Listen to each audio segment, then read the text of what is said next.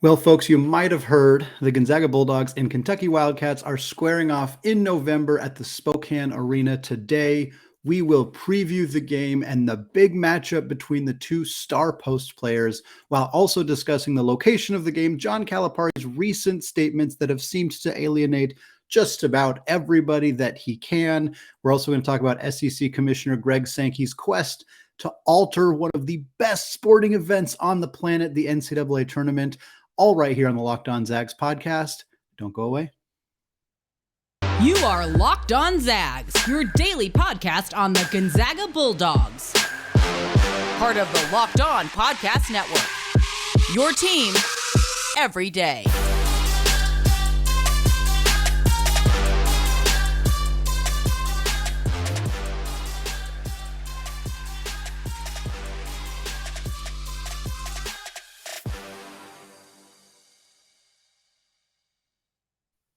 What is going on, y'all? Welcome to the Locked On Zags podcast, part of the Locked On Podcast Network, your team every day. I am your host and longtime Gonzaga podcaster, Andy Patton, here to bring you news and updates on all things Zag athletics.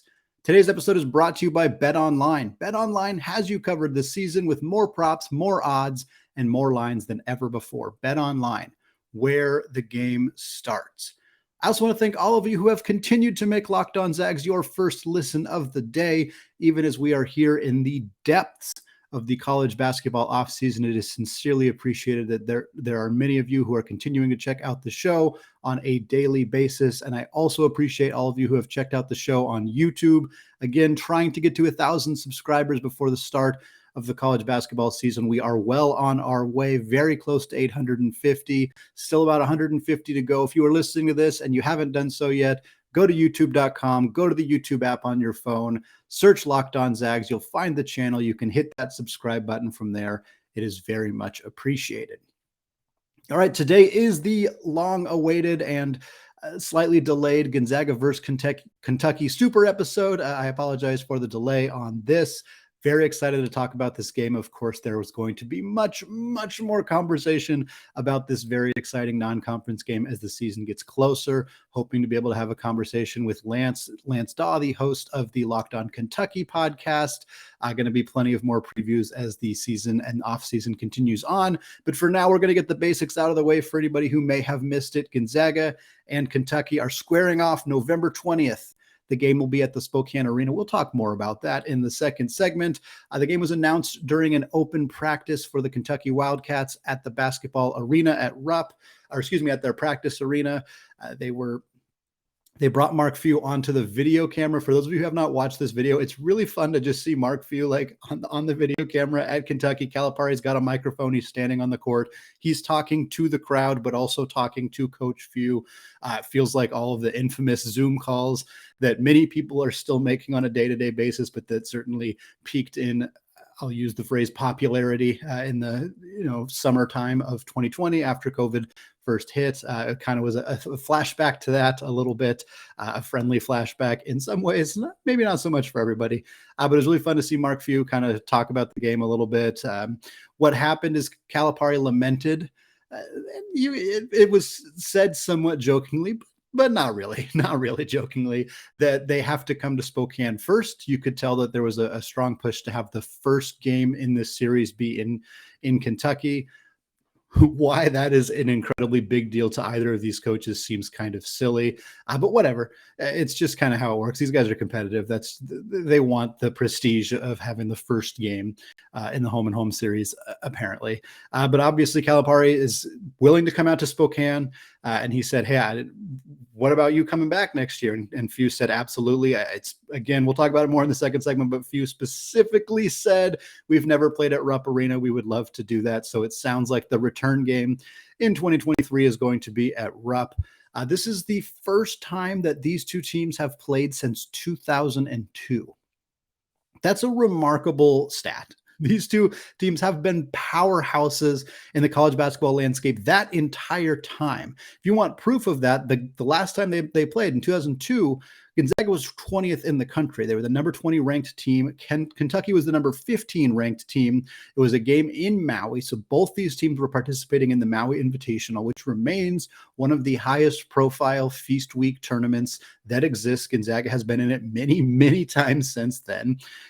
Gonzaga lost this game to Kentucky 80-72. Blake Stepp had 24 points in the loss. But again, 20 years ago, both these teams were top 20 teams in the country. Now, when this game tips off on November 20th, there's a good chance they're both top 5. There's a great chance they're both top 10. There's a borderline 100% chance they are both top 10 teams in the country. So we're talking about a 20-year gap, and these two teams are still at the absolute top. If anything, they have continued to move up. Gonzaga certainly has. They were nowhere near the pedigree they have now back in 2002, but it's worth remembering they were still a top 20 team. I think that there's a kind of a belief that Gonzaga has been good but not great for the majority of the last 20 years, and then the last 5 years is when they really peaked.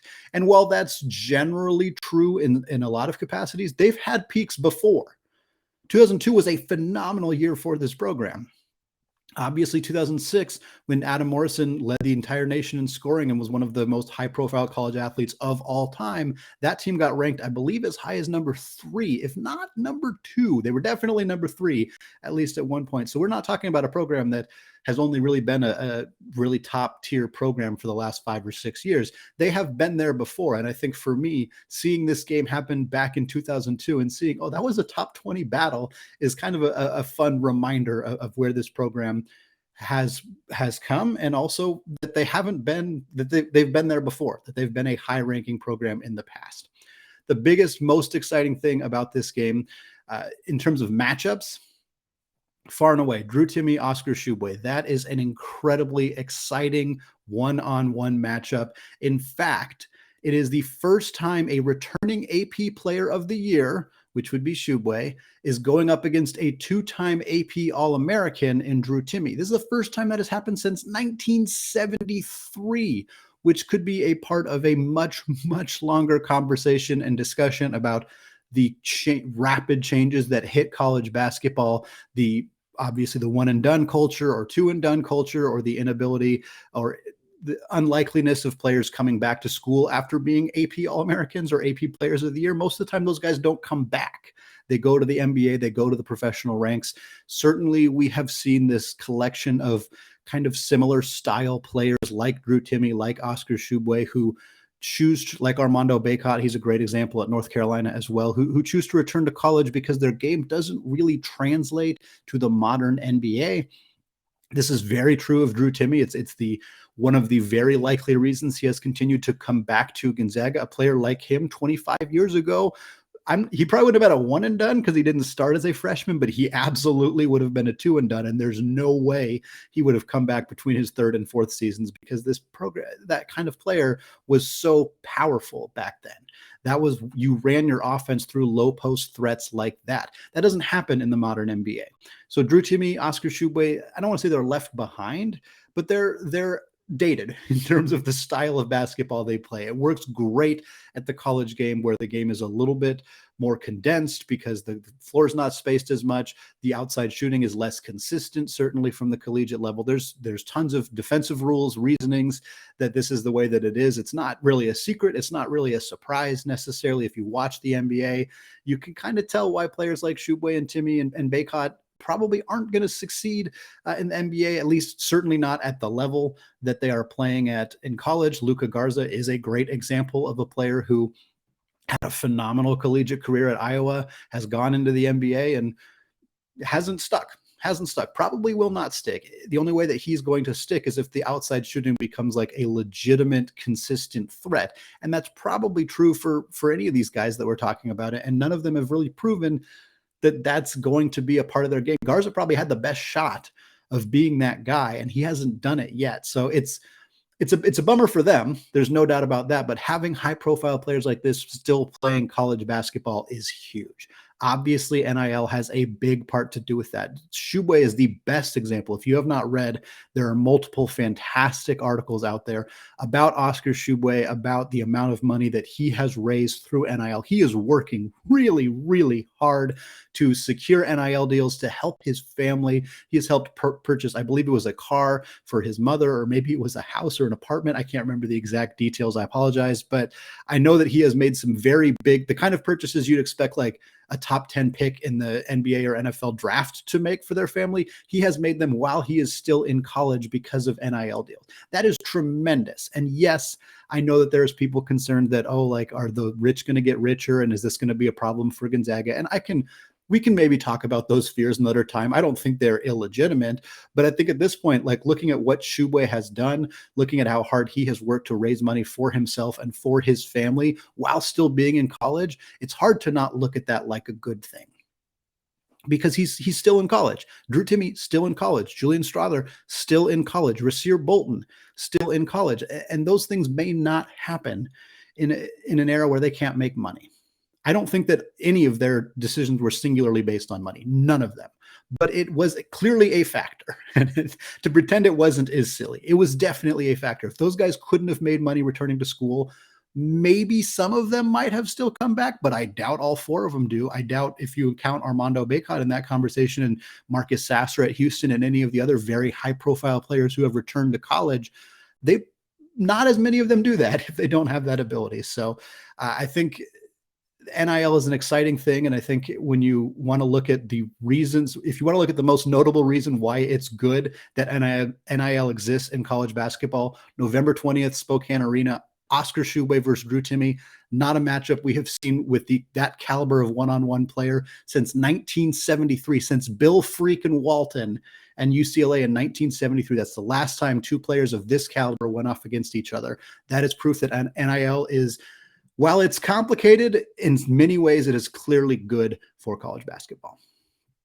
All right, we're going to come back in the second segment. We're going to talk about John Calipari's insistence that this game be played at the Spokane Arena, why the definition of home and home seems to be misplaced here. But before we do that, let's talk about BetOnline. College basketball may be deep into the offseason, but the MLB, WNBA, and MLS seasons are heating up into the summer months.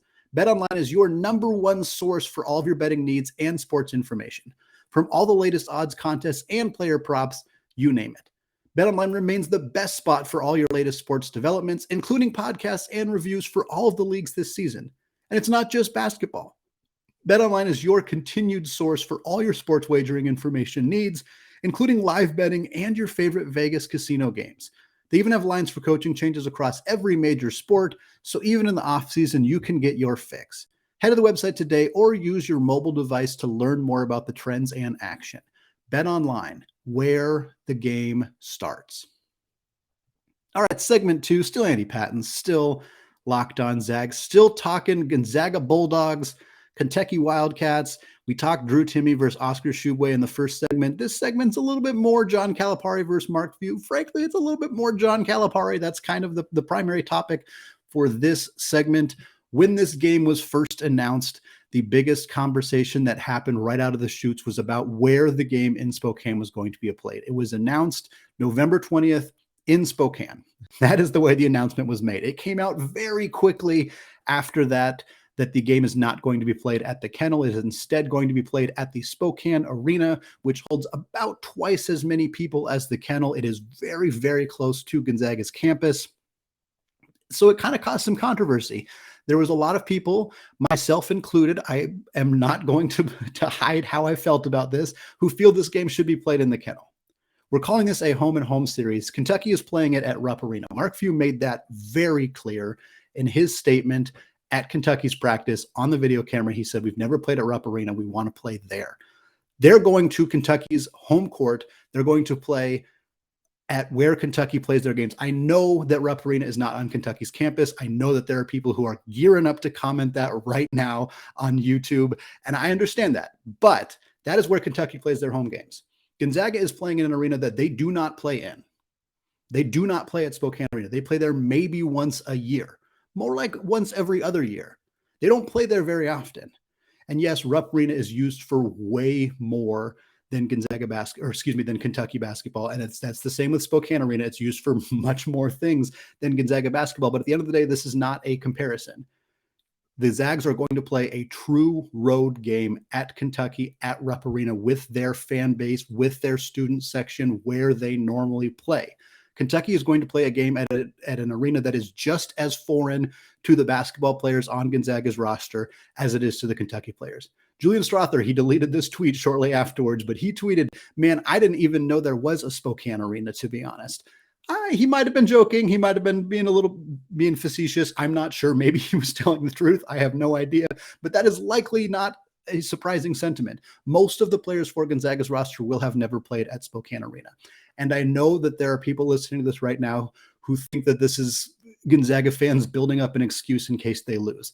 That is not the case. If Gonzaga loses to Kentucky, it will not be because the game was at Spokane Arena. I can't promise you that there won't be people who make that comment or who believe that at some capacity, but I don't believe that's going to be the case. That is not what's going to cause a win or a loss here. But it is hard to argue that playing this game in Spokane, but not where Gonzaga plays, when you're going to play where Kentucky plays, is inherently, for lack of a better word, unfair.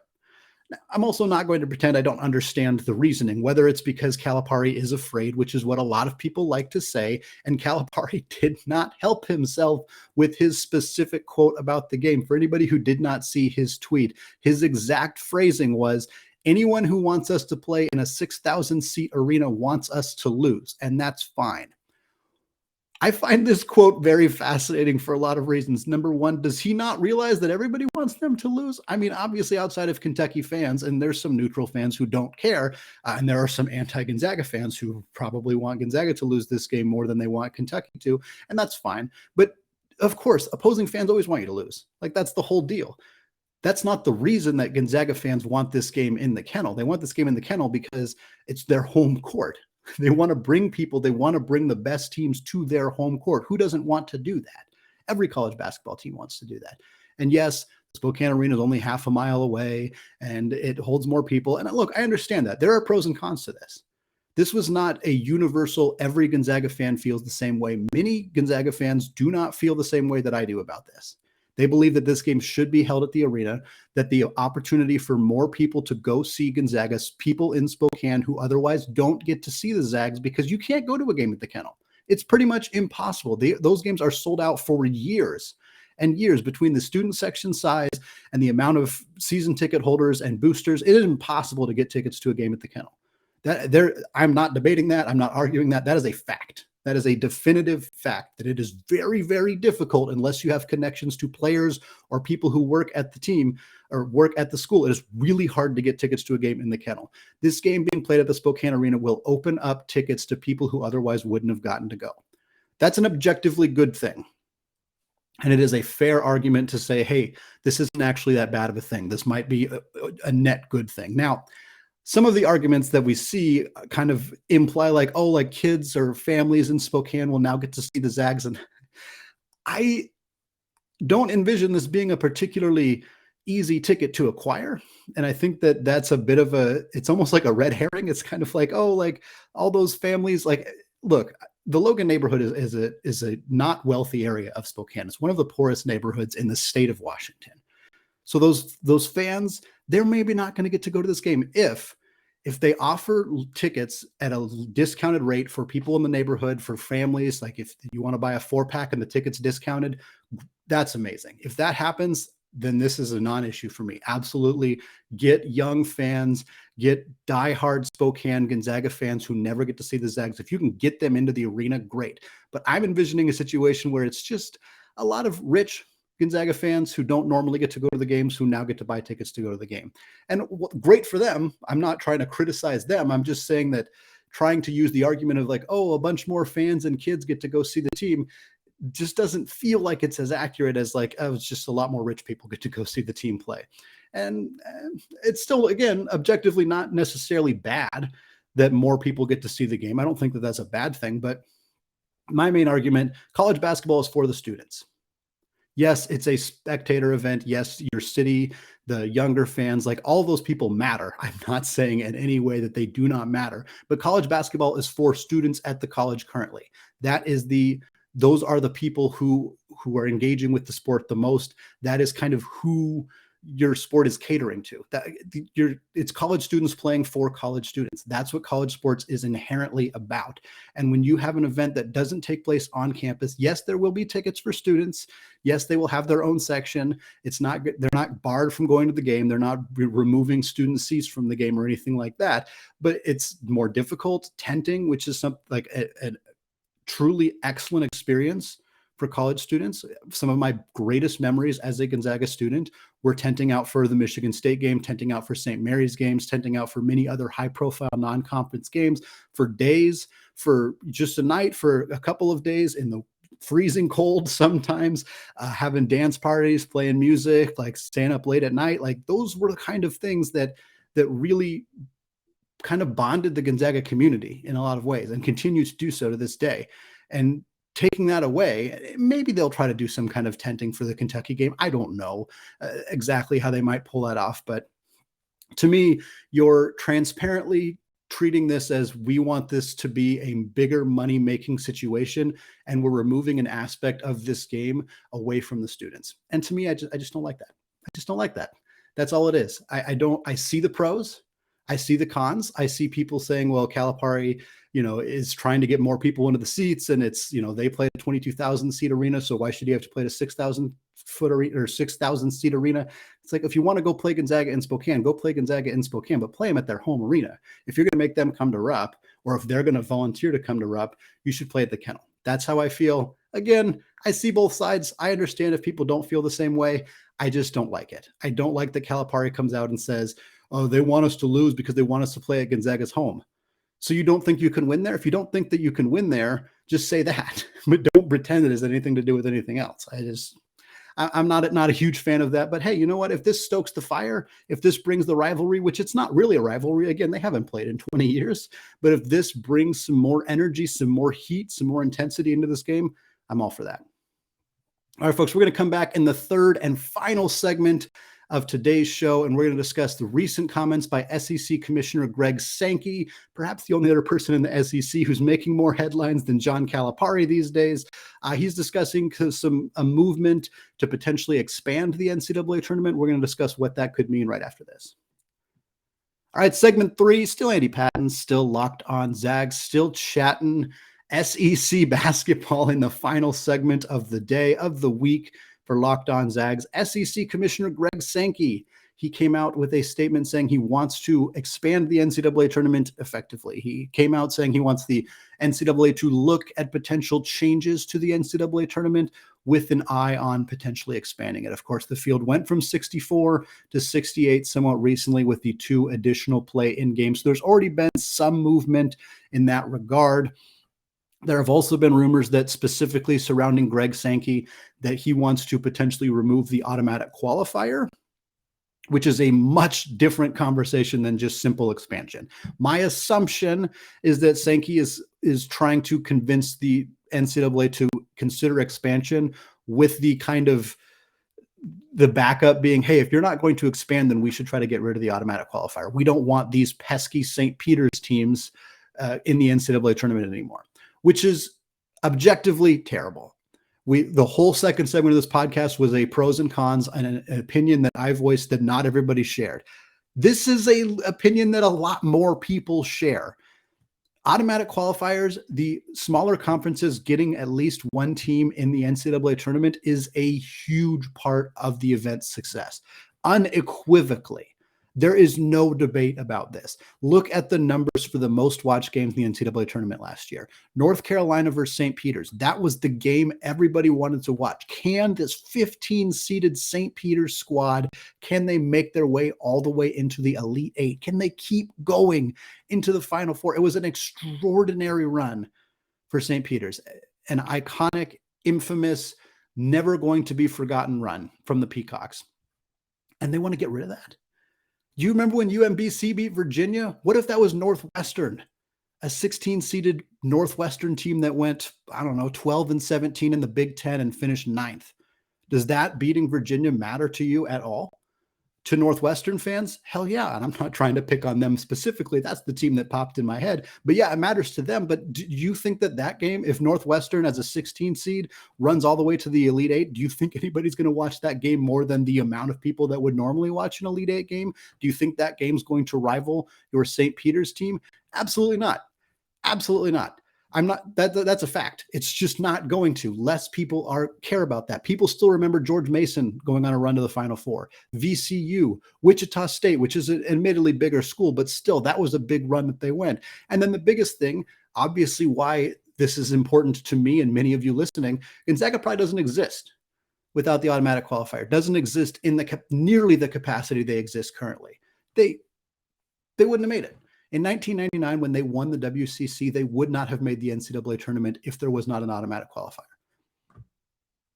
They just wouldn't. And they would not be the program that they are today if they didn't make that run. The Cinderella run, the slipper still fits all the way to the Elite Eight, turn around, get Dan Dickow in the program. Dan Monson heads to Minnesota. Mark Few takes over as the head coach. Boom, you guys know the story. Heck, 3 years later, 2002, they were ranked 15th in the country, 20th in the country against Kentucky in the Maui Invitational.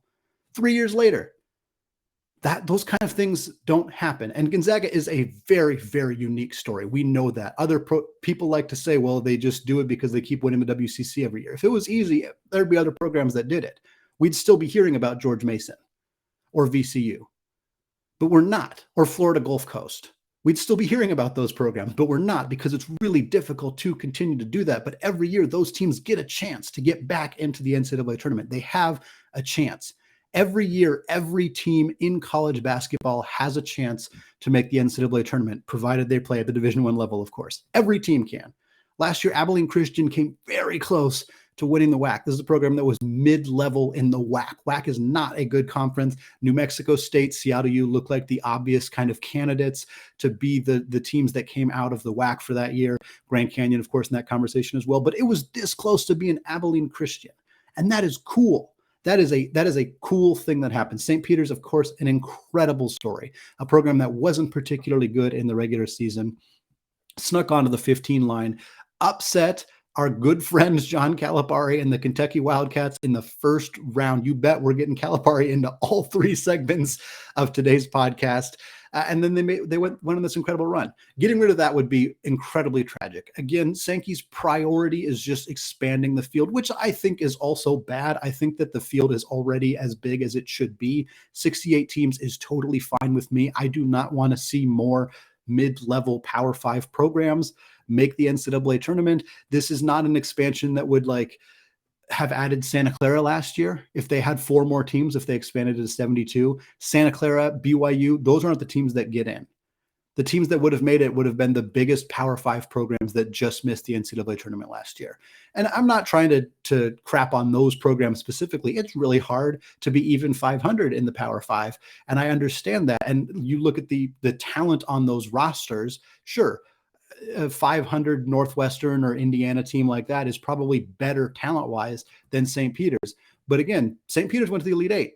So I don't understand how that story is not more fun. And you're looking at an industry that's $870 million just on media revenue. Just on media revenue last year, $870 million. That's before a single ticket was sold. A single hot dog was sold. Any merchandise, all of that. It's $1 billion industry with all of that. For 3 weeks of basketball in March is $1 billion industry. Why would you mess with that? I understand the SEC's desire to get 2 to 3 more teams in the conference every year because most of that $870 million goes back to the conferences depending on how many of their teams were represented in the NCAA tournament. That's why the WCC should be rooting every single year for St. Mary's, for BYU to San Francisco to get into the NCAA tournament because more money filters down to the rest of the schools in the conference. Gonzaga has a lot of money. They obviously want more money. But more than that, I want the University of Portland to have more money. I want Santa Clara and LMU and San Diego to have more money because then they get better. Then they can upgrade their facilities. Then they can maybe be more aggressive pursuing recruits because they have better facilities. Like those kind of things matter. They can pay a coach more potentially to either stick around or to come on board. This is important. And I understand the SEC is like, well, like we are only getting 4 or 5 teams in the tournament every year. It's like, well, then be better at basketball if that's what you want. But asking like, can we expand so we can get a few more teams in and make some more money? It just feels transparently gross. I've talked on this podcast a handful of times about how capitalism is really taking over the college basketball landscape, college sports landscape in general, with conference realignment and all of that. And in some ways, it's not horrible. Certainly, the NIL and the players being able to get a piece of the pie has been a tremendously positive advancement, even if there have been some negative stories in that regard. Certainly, the Miami situation was pretty ugly this year with Nigel Pack and the $400,000 promise that he got from boosters. And there's some ickiness. There's always going to be ickiness. There always has been ickiness. But I think ultimately some of those aggressive moves to allow student athletes to make money off of their name, image, likeness have been positive. But some of the moves the NCAA has made have been pretty transparently negative and just cash grabby. This expanding the NCAA tournament, altering the NCAA tournament in any way, whether it's expansion or removing the AQ, is a net negative. And I am hoping that enough people believe that and are willing to step up and defend one of the greatest, not even one of the greatest sporting event in the entire country. I'm hoping enough people will step up, defend it, and say, hey, this isn't right. We like it the way that it is. There's no reason to change it just for the sake of change. There's no reason to change it to put more money in these big schools' pockets. That's not what this is about. This is about this madness. It's about madness. It's about upsets. It's about these kids getting to live out their dreams and potentially compete for stories like the story that we saw last year with St. Peter's. Getting rid of that is a tragedy and something that I think would significantly hurt and potentially like really, really long-term damage college basketball. So hopefully cooler heads will prevail here. And this is not the kind of thing that will end up happening to the sport in the near future. All right, that is going to do it for today and, of course, for this week. Of course, the programming note for those who may have missed it, the podcast is down to 3 episodes per week for this month and the month of September. Still tons of great content coming your way. A couple guests lined up in the next couple of weeks as well. Very excited about that. All right here on the Locked On Zags podcast, available wherever you get your podcasts, available on YouTube as well. Plus, you can check out my written content about all of these topics on the website scorezagscored.com. Finally, thank you again for making Locked On Zags your first listen of the day. Locked On WCC doesn't exist just yet, but you can get more informed on the West Coast happenings by making Locked On Pac-12 your second listen of the day. Host Spencer McLaughlin and the local experts of Locked On take you across the Pac-12 in 30 minutes, 5 times per week. Thank you all for listening, and go Zags.